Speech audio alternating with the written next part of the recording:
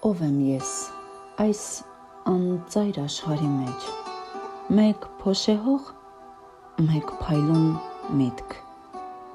երբ կիմանամ իմ ճշմարիտ դիմացքը, երբ ստվերները չեն թաքցնի ճամփաս, արդյոք կյանքը մի կարճ լույս է միայն, թե հավերժություն շղարշված ցրտով, ով է գծել սրտիս վախի գծերը, և ով կջնջի հույսի դողուն թևով, քամին բերում է հարցեր անհունից, իսկ պատասխանն ինձ հետ լուռ է մնում, անցնում եմ սողացող լույսի նման, մինչև նոր լույսեր իմ մեջ կբացվեն։